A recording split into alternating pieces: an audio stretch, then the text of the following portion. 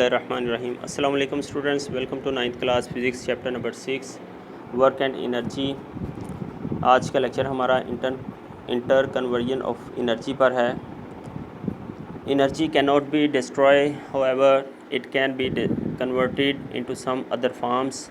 Energy कभी भी destroy नहीं हो सकती, ताहम एनर्जी एक से दूसरी फॉर्म में कन्वर्ट हो जाती है।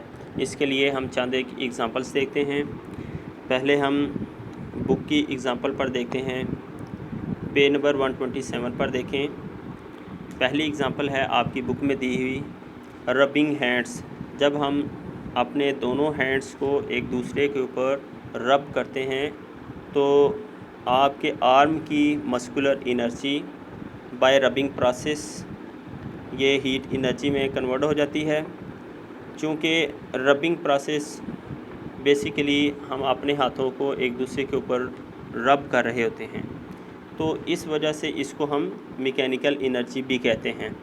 लिहाजा यहाँ पर देखें मस्कुलर एनर्जी यानी एक फॉर्म से दूसरी फॉर्म मैकेनिकल एनर्जी, फिर मैकेनिकल एनर्जी से आगे हीट एनर्जी से, यानी एक से दूसरी और दूसरी से तीसरी फॉर्म में इस तरह एनर्जी कन्वर्ट होती है।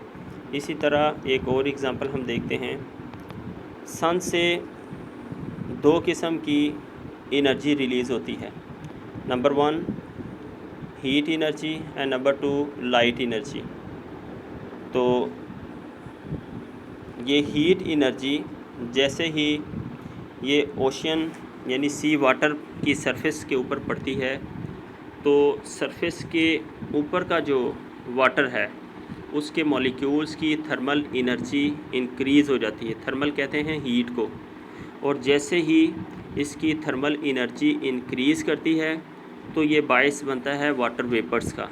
इस तरह से ये इस सरफेस से वाटर की थर्मल एनर्जी इंक्रीज़ होने की वजह से ये वेपर्स की शक्ल इख्तियार कर लेते हैं। तो फिर ये सरफेस से इस सरफेस से राइज़ करते हैं ऊपर की जानिब, और ऊपर जाकर ये क्लाउड्स की शक्ल इख्तियार कर लेते हैं। यहाँ पर जैसे ही इनका टेम्परेचर लो होता है, कूल डाउन होते हैं, तो ये वाटर वेपर्स वाटर ड्रॉप्स की शक्ल इख्तियार कर लेते हैं।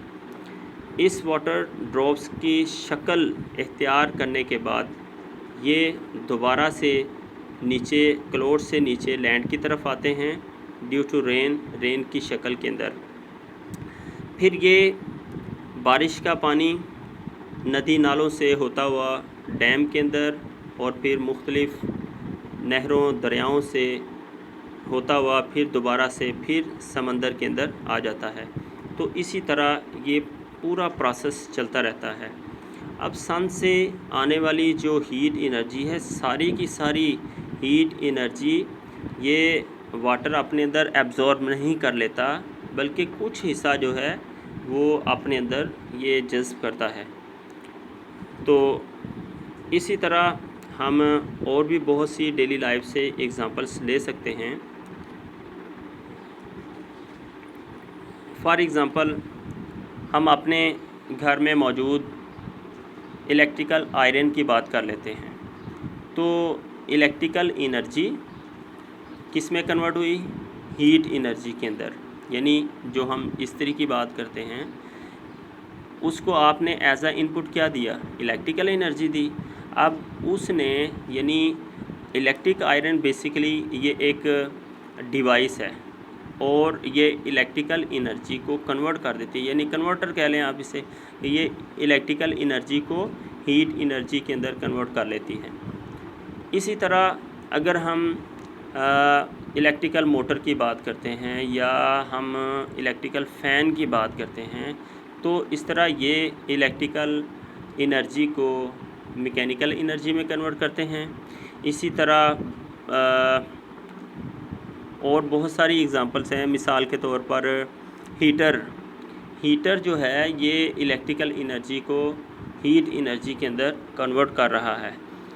तो ये बहुत सारी एग्ज़ाम्पल्स हम डेली लाइफ से ले सकते हैं इंटर कन्वर्जन ऑफ एनर्जी पर। इस फिगर पर देखें, साइड के ऊपर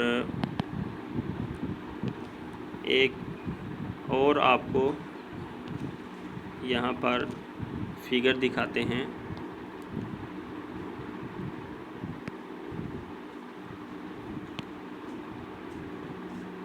जिस तरह इस फिगर पर देखें,